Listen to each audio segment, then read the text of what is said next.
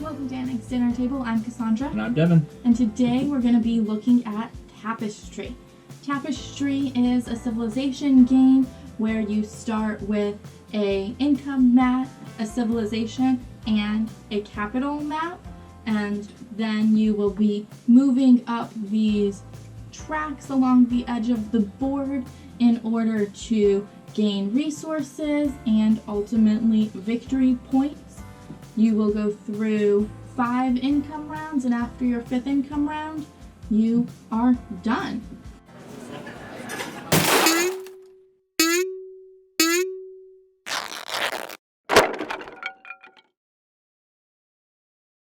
This one I do find extremely fun to play. It is just a very enjoyable game as you're playing it and just brings me a lot of joy.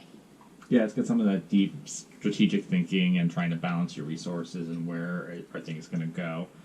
Yeah, and how do you get more resources through different aspects like exploring and conquering have the option to give you more resources where science and technology aren't necessarily gaining you resources as you play your era, but can give you different bonuses that might be better for your civilization or how your game style is. So it is just a real balance of how are you playing it.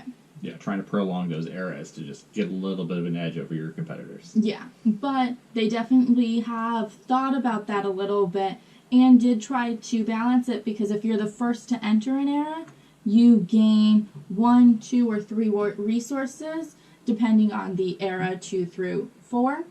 And so you are getting more resources in order to try to prolong that era to try to level out that playing field a little bit. For sure, yeah. So it's definitely really good in that way. The civilizations are definitely, there's 16 of them, very different in play style and how you're using them, and when some of them come into play, because you can gain more civilizations as you go through the game. Some are definitely better to start with than to get mid-game, I feel. For sure, yeah. There are some that, like, you get them halfway through the game, and it's just like, okay, well, this doesn't really help me. If I would have known this at the beginning, I would have done X, Y, and Z, but I'm not really set up to play for this. Yeah. Yeah. And then the Tapestry cards are also really fun, the green ones, because you play one, and they give you a whole bunch of different things that either happen right away or that happen throughout the era, so you can either monopolize victory points on your turn, or you can just jump right in and get a big bonus. So definitely really adds it, and these are randomly picked up throughout the game, so you can have either one that you're kind of stuck with, or you can get multiple if that's your play style, and you get to choose based on the multiple you have what you think is going to benefit you most that era. Yeah, and it does become like kind of important to get tapestry cards that play with your civilization, and sometimes you need to spend some time accruing more and more of these tapestry cards than you would normally get, because there are some that for your civilization are complete duds and don't give you any benefit at all. So you kind of have to, like, okay, how can I get more tapestry cards so when I get to my income phase on my next era, I can change over to something that's actually going to be useful for me to get to where I need to get. Yeah, but it's hard to pick them up because you only can really pick them up at the beginning of the tracks. And, like, there's a couple places, like in this one, track 2 gets you a victory card or a tapestry card, but for the most part, you know, once you get out of tier 2 on these tracks, you're not gonna see them again except for in your income phase where you grab one. Yeah, and so you need to also be planning, like, I want to grab all of them that I can early game and then have options as I go late game to benefit me. But sometimes, you know, the cards are just not with you and you're just like, okay, well, I'm stuck between a rock and a hard place. I guess I have to choose. Yeah.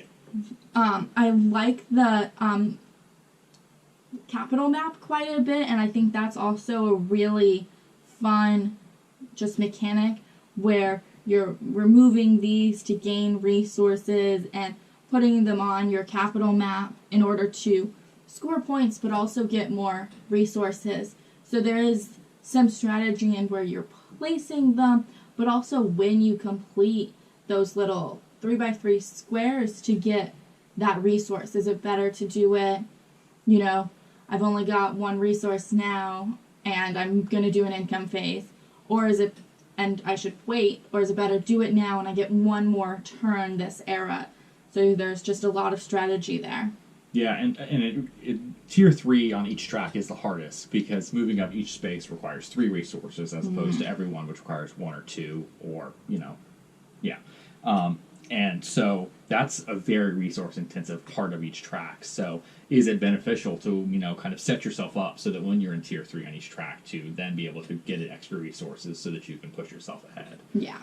Well, and then you also can get these landmarks, and these landmarks, sometimes you get them and you're just like, this is great. This is a 4x4 square with a 2x2 cutout.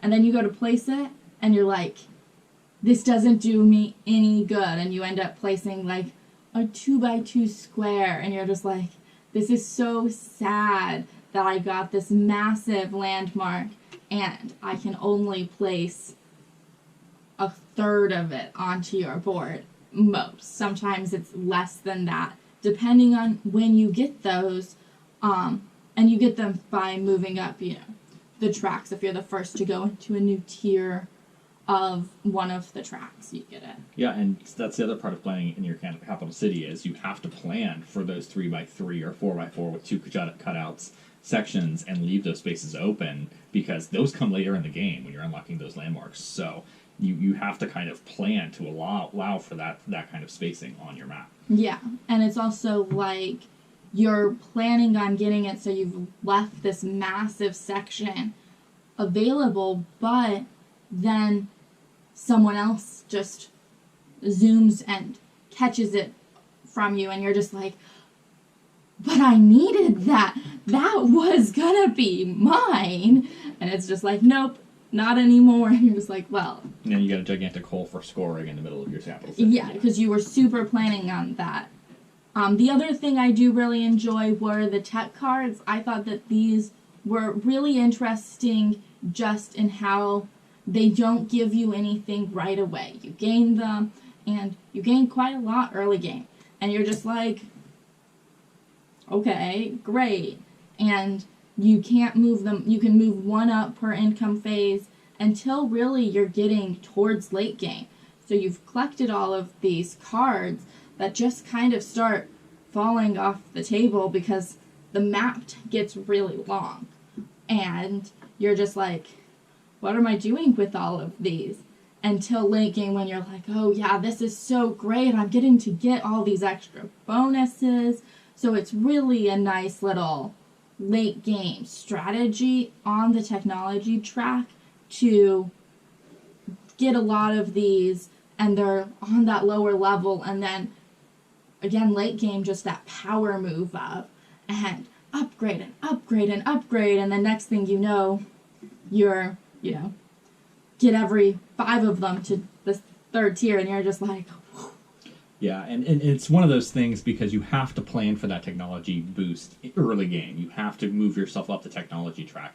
And really, it's really hard to get up a lot of these technology tracks. So, like, there have been games where we have ended in Tier 3. All of us have ended in Tier 3 and never made it into Tier 4 alone. And so that gets really hard in a technology track because you're limited to those 4 upgrades you get from moving into the income phase of each era if you don't get into Tier 3 and Tier 4 in the technology track. But if you do get into Tier 3 and Tier 4 in the technology track, that's really where you could get that late game boost where you're really getting a lot of stuff late game. And you come up from behind and it's just like, oh, where did that person come from? Oh, technology, that's where they came from. Yeah. And there's some cool combos with the cards too, because, something like Lithium Ion with Assembly Line played together. Lithium Ion allows you to replay one of your whatever location you are on one of the tracks, replay the bonuses for that era. So you couple that with like something like Assembly Line that's allowed you to re-trigger the circle or square benefits of one of your cards. And if you happen to be on an upgrade location on technology track, you can really kind of play that again and again and again to really kind of find a really unique benefit. Yeah.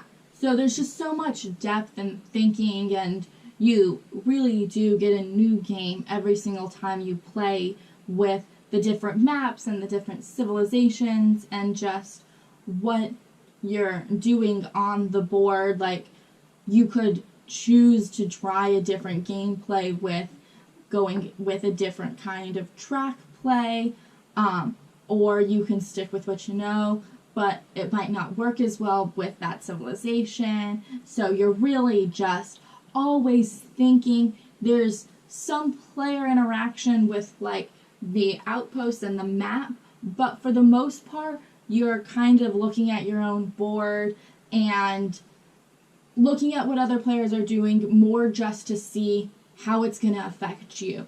Are they moving into an income phase ahead of you so you're missing out on those resources?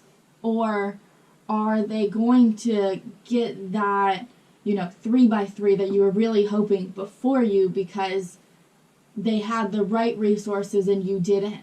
But you're not really competing with them in like a head-to-head competition type thing.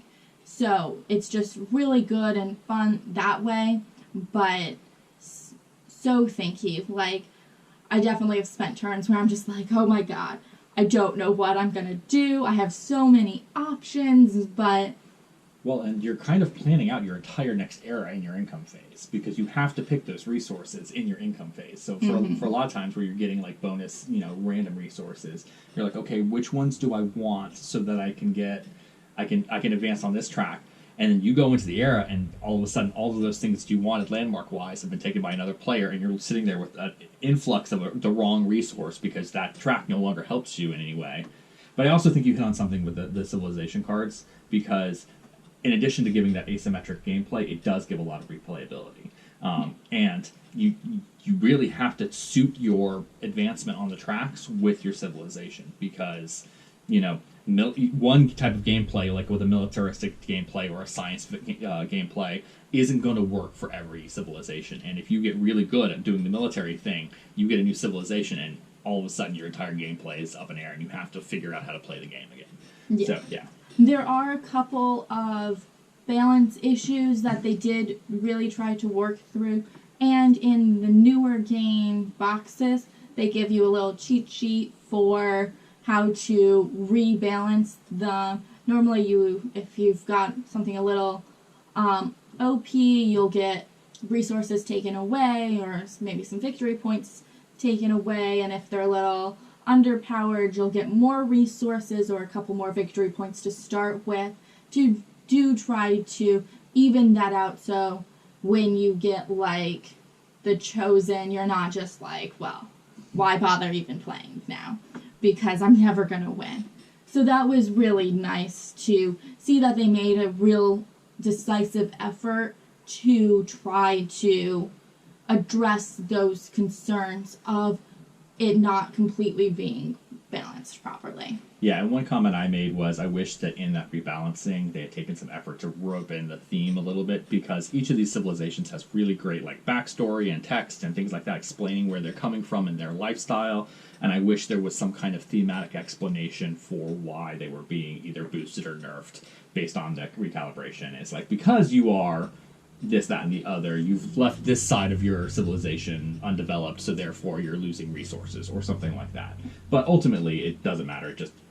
It's a theme versus mechanics thing, right? Yeah, and you are definitely a much stronger theme player than I am. I am definitely a more mechanics-minded, and so I was just like, doesn't matter, theme, what do I need to do? Ha, you get resources taken away. It's just this beautiful language talking about developing the civilizations and their stories and stuff like that, and all of a sudden there's a card that's got good art on it, and it's very fact-based, and it's very like, okay, these are the rule changes to make everything balanced.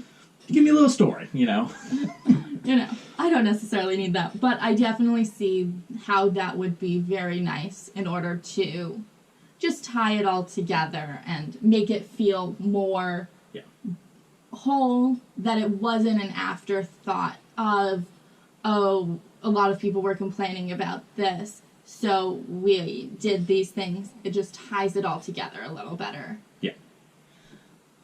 But overall, really happy with this one. Just love most aspects about it. We had those minor theme things, but for the most part, it's got great replayability. It's got great art. It's got great theme. It's just... Yeah, the replayability especially, because this isn't one of those games that you're going to figure out and then put on a shelf. Like, this is one of those ones that you break, if you have different players, if you have, different civilizations, you can play it over and over and over again, and the overall gameplay is going to change, and it's going to present a new challenge. Yeah. So, yeah. Yeah, this one's definitely, I will say, due to its thinking nature, it does take quite a long time sometimes, and occasionally we've had a couple games where one player will end significantly before the rest of them, which does kind of, is for them particularly, but then to everyone because they're not having fun necessarily, is like, oh, well, that kind of sucks, You're sitting there for 10, 15 turns just doing nothing, watching other people enjoy the game. And so that's a little unsatisfying sometimes, especially if you are that player who is just sitting there because, yeah, you're just like, great, my game's done, but everyone's games ends at a different time. And so, yeah, like, Devin and I had a game where he hit era 5 and stopped playing, and then, like, the next turn I hit era 4, which is the longest era because you've unlocked the most resources. And I, did another 15 turns, and I think I jumped up in that era, 150 points. Yeah, I walked away from the table and pretty much went, let me know how it turns out. Yeah. And so it was one of those things that was just like a little unsatisfying on both sides just because his game ended so early, and then I was left kind of at the table by myself playing it by myself, which was just not what I was... Well, and that's a great game for you. Like, you've done very well in the game if you've got that many resources in Era 4. Like, but, so, a good game is when you leave everyone else behind, right? Yeah, like, but it's just not... It's not super fun when you do that. So, it is, like, for me, I jumped up to 150 points that game. That was great. I ended up winning by, 100 points. But it was like... It was not a satisfying victory because I did spend so much of that era by myself. Just, okay, well, I guess I'm going to do these things, and, oh, look, I get all these points, and... You're playing a one-player game at that point. Yeah, and it's like, if that's what you're going for, that's what you're going for, but that's not what we were going for when we started that game. And so it just was a little bittersweet. It's a rare occurrence, but it does happen, and it really takes a skewed game in order to do that. Like, you have to have the right civilizations and the right, like, balance of things. Really great gameplay versus not so great gameplay, or civilizations that is more resource-based or not resource-based that really end up with that split, but it can happen. Yeah, and so it was just a little disappointing there. But still, I think we've played so many of this. And that's happened once. So it is definitely a rare occurrence, but it did happen. So just letting you know it could be a possibility. Yeah. Age range, what do you think that the age would be? This one's going to be a tight one. I think that this is one of those 14-plus strategic games that's going to be, overall... it takes a little bit. Like, there's not a lot of... To play the game, it's not a lot. You spend resources, you move up the track. But trying to budget those resources and to play them strategically, it's going to require a little bit more. So I'd put it in the, probably 12-ish to play, and maybe a 14, 15 to win, possibly. Oh, yeah, I could definitely see that. Because, and they definitely do have another cheat sheet reference guide that tells you exactly what to do for each spot of every single track. So that's definitely nicer for younger and new players, so they can get there and go, okay, I'm going to, discard the 3 face-up tapestry cards and pick a new one. Okay, yeah, that makes sense. And then Technology cards. But yes. technology, yeah. you're right. And then do it. But yeah, so there's not like an iconography disconnect there because you do have that cheat sheet. Yeah, but I just think it's sometimes you have to think 4 turns ahead for how you're budgeting your resources, and I don't think younger players are going to be playing that type of game. I definitely agree. But this one is definitely really high up on our playlist right this second, just because it is so fun. We just really love the different maps and the different civilizations, and trying to see how different play styles work with those civilizations, and just, love the game, really. Yes, overall, love the game. If you like this video, do hit that like button, and don't forget to subscribe to get notifications of our newest videos. Thanks for watching.